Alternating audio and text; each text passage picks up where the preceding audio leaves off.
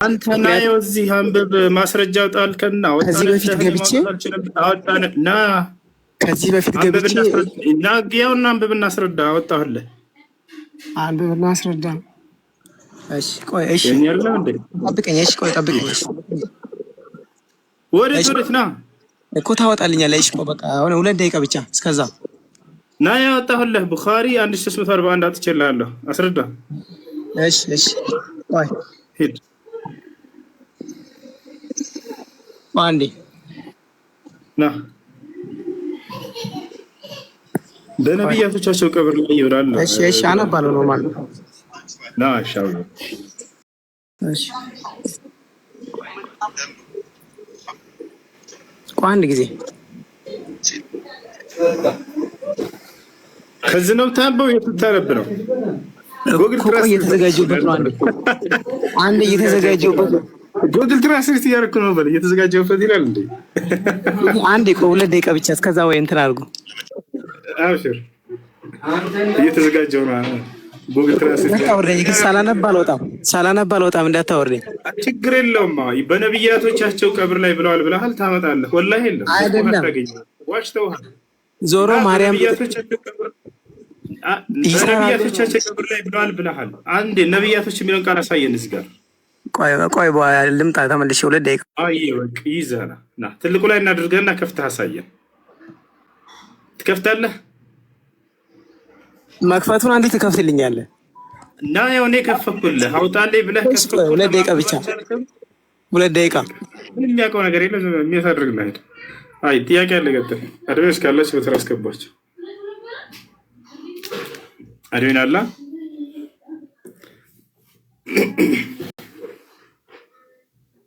አድሚን አለ ወይ? ከዚህ ቤት አድሚኖች ወላሂ ላንሳቸው መሰል። አይ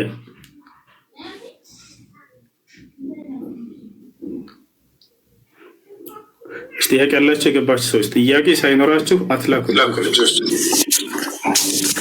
ሰላም አለይኩም። አለይኩም ሰላም ወራህመቱላህ። ጥያቄ ነበረኝ። እሱ ጥያቄ ምንድን ነው? ጥያቄ አባት የልጁን ኒካ መጠየቅ ይችላል? እሷ ሳትጠይቅ አባት የልጁን ኒካ መጠየቅ ይችላል? የግል ጉዳይ ማለት ነው። አይቻልም። ይችላል ማለት ነው። ከይፈልጣል በልካባን የልጅቱን ኒካ ባልየው ሄዶ እንዳወርድ ባልየው ፍታ ብሎ መጠየቅ አይችልም። እሷ ምናልባት ባልየውን ጠይቃው አሳማኝ የሆነ ምክንያት አግኝታበት አልፈታም ብሎ እምቢ ብሎ አመጾ የዛኔ እምቢ ካለ ለአባቷ ነግራው ከሆነ ሄዶ አባትየው በመካከላቸው ለማስታረቅ ሞክሮ ያ ነገር ሊሆን የማይችል ነገር ከሆነ በመካከላቸው ልጅን ፍታ ማለት የዛኔ ይችላል። እሷ ግን ምንም ሳታዘው ሳታውቅ ጉዳዩን ሄዶ አባትየው ልጅን ፍታ ማለት አይችልም።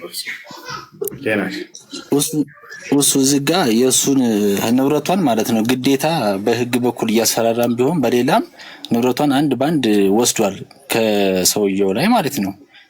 እሷ ደግሞ ኒካውንም አልጠየቀችም፣ ባሏንም ትወዳለች፣ መኖርም ትፈልግ ነበረ።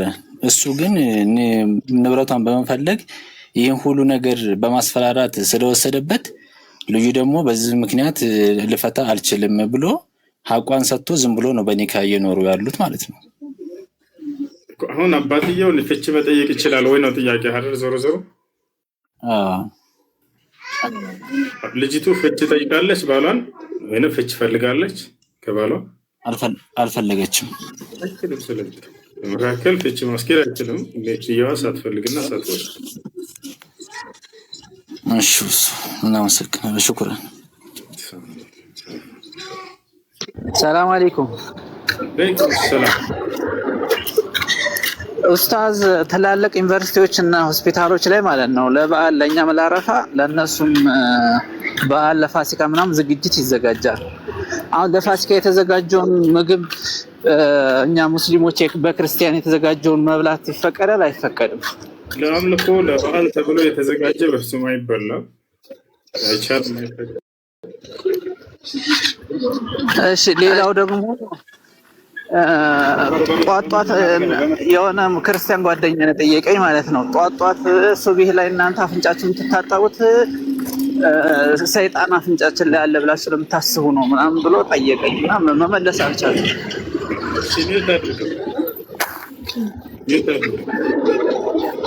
ሌላ ጥያቄ አለ? የሚያሳድርጋሽ አፍንጫችንን የምንታጠበው ሰይጣን ስላለ ነው። አፍንጫችን እንደዛ ነው የሚለው ወይ ሐዲሱ እንደዛ አይደለም።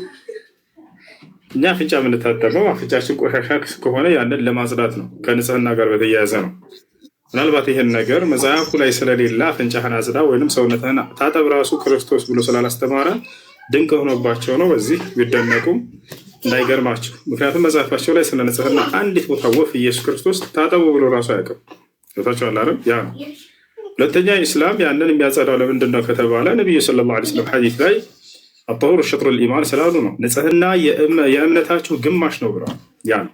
ሁለተኛ ሐዲሱ በዚያ ላይ የተወሳው ለምንድን ነው ከተባለ ከሶላት ጋር በተያያዘ ነው። ከሶላት ጋርና ከኡዱ ጋር በተያያዘ ነው።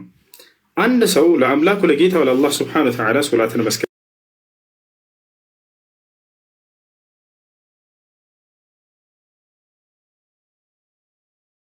አለበት። ያን ደግሞ ለማድረግ ሶላትን ለመስገድ ቅድመ ሁኔታ አለ። እርሱም ምንድነው? ኡዱ የሚባል ስነ ስርዓት አለ። ያንን ኡዱ ሳያደርግና ሶላት ሳይሰግድ ቢቀር ሰይጣን በእርሱ ላይ ምን ያክል እንደተቆጣጠረው ለመግለጽ የተነገረ ሐዲስ ነው። ነቢዩ ሰለላሁ ዐለይሂ ወሰለም አንዳችሁ ተነስቶ ኡዱ አድርጎ ካልሰገደ ሰይጣን በጆሮ ውስጥ አድሯል ብለው የተናገሩት እንደው ሰይጣን መጥቶ እዚህ ውስጥ ተኝቷል አድሯል ለማለት ሳይሆን ምን ያክል ከሶላቱ ከኡዱ ከዚህ ከታላላቅ የአምልኮ ስርዓት እንዳዘናጋው ለመናገር የተናገሩት ምሳሌ ንግግር ነው፣ ግን ንግግር ነው እንጂ ሰይጣን የራሱ የሆነ መኖሪያ ስፍራ እንዳለው ተናግረዋል ነቢ ሰለላሁ ዐለይሂ ወሰለም እንጂ አፍንጫ ውስጥ መጥቶ የሚተኛ አይደለም። ገብታችሁ አላለም? የራሱ የሆነ ስፍራ አለው። ኢነ ሸይጣን የጅሊሱ ዐላ ኩርሲይሂ ዐለል በሕር ወዩርሲሉ ሰራያሁ ኢላ በኒ አደም ሊዩወስዊሱ ወዩድሉ ናስ።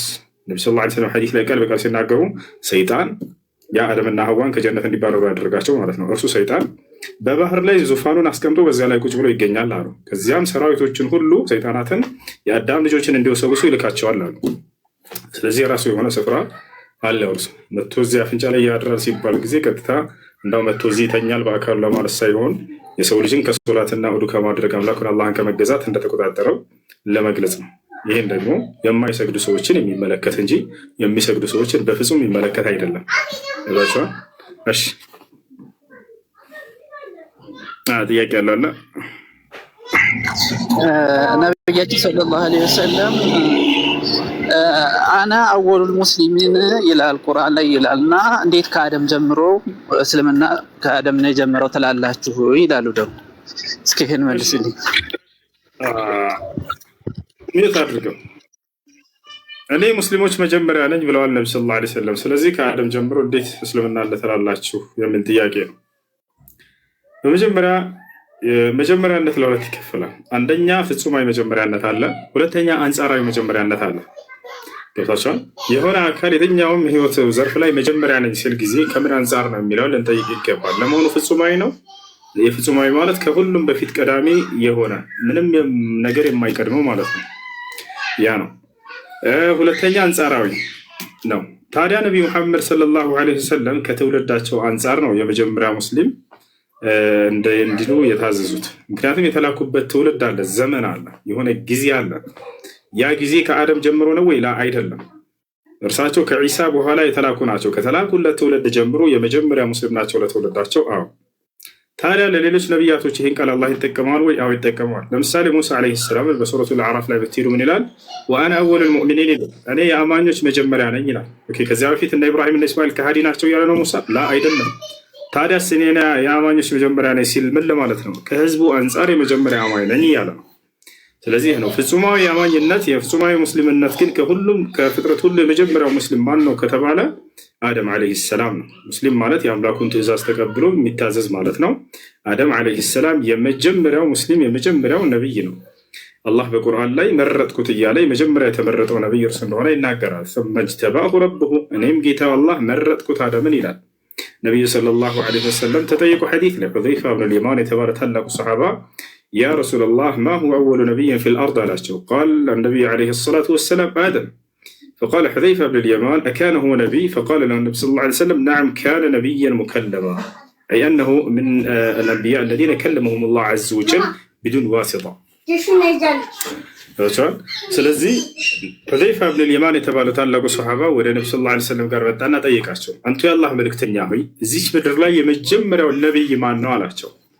የመጀመሪያው የአምላክን ነብይነት ማዕረግ ያገኘ አምላክ ነብይ ብሎ ማለት አምላክ ያናገረው ከዚያ በኋላ ያንን ትእዛዝ ሰጥቶት እንዲተገብርና ትውልዱን እንዲያዝ ያዘዘው ማለት ነው። ታዲያ ለዚህ ማን ነው ሲባሉ ጊዜ አዳም ነው አሉ ነብዩ ሰለላሁ ዐለይሂ ወሰለም። ለመሆኑ አዳም ነብይ ነበር? ነብይ ጠየቅኳቸው። አዎ ለዚያውም አላህ ያለማንም መካከለኛ ያናገረው ነብይ ነው ብለው ተናገሩ ማለት ነው። ይህ ነው። እሺ ስለዚህ ከትውልዳቸው አንጻር ነው እንዳለ ሁሉንም ለሙፈሲሮች ሄዳቸው ብታዩ የሁሉንም ሊቃውንቶች ንግግር ከትውልዱ አንጻር የሚል ተቀምጧል እዚያ ላይ። እሺ ያቄ ያለ ቀጥል። ሰላም አለይኩም። ወአለይኩም ሰላም ወራህመቱላሂ ወበረካቱ። ኡስታዝ ቁርአን የክቡር መልእክተኛው ቃል ነው የሚል አለ፣ እሱ ብታብራራልኝ። መርሐባ። መልእክተኛ ማለት ምን ማለት ነው?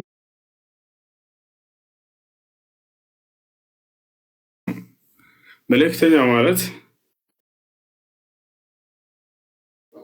መልእክትን ከሆነ አካል ተቀብሎ ወደሆነ አካል